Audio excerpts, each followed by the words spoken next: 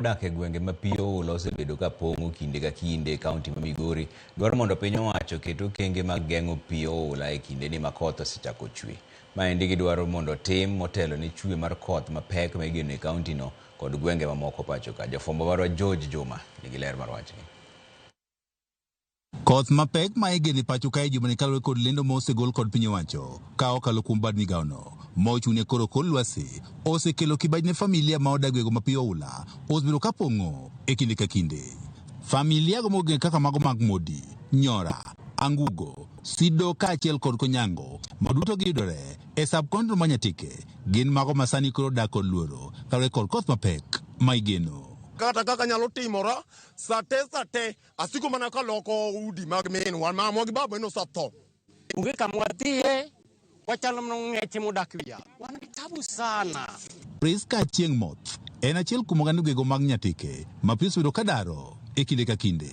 Modi madake ni piriemba tani gi nyithindo madhi sikul ya jo sikul oleo ya wa kanisa kwanyal dhi kanisa Modi secondary primary. Achieng' wan osekale chandruok mathoth kalore kod pi mapong' e higa ka higa. An owuon an e liare nyaka ne pi pong' nyaka chuora ma Chieng' Moth ne pi ogolo oko manyocha aluongo mana jomoko mogo duoko nago gi simiti an mane liata na aonge sendi mukondo tupa ilambiki mimi asina hata hela aonge sendi manyalo ng'iewo go lowo. Jomodak gwenge ma pi osebedo ka koro pong'o higa ka higa ywak ni piny owacho kosebedo ka keto okenge makare mar konyogi e geng'o pong' mar pi ma bende osebedo ka koro darogi.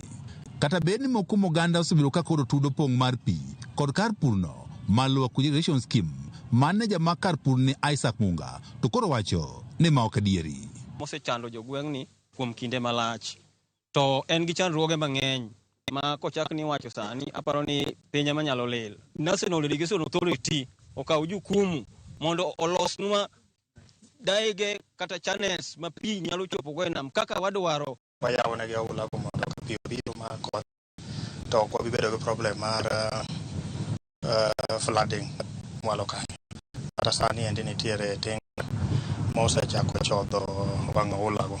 Mwongo wan moko kuom yore go mag nengo mag oganda ma oting'o kunyo kuoyo gin moko kuom gigo eko ma osebedo ka koro kelo pong' mar pi e kinde ka kinde e gwego mag Nyatike. Dieri mantiere en ni pi mar irrigation tok nyal timo flooding kuonde go. Pi matimo flooding en pi mar koth maga malo Ndhiwa.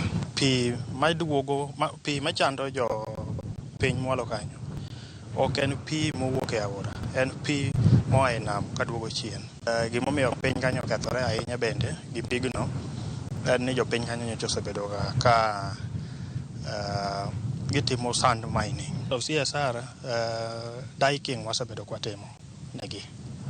Wasebedo kwatimo negi diking and en gima watimo kero. Oganda go mag pi oula osebedo ka ji ma ng'omano ke dwaro mondo koro piny owacho koro kunyigi ulni manyalo tero pi nyaka nam lolu.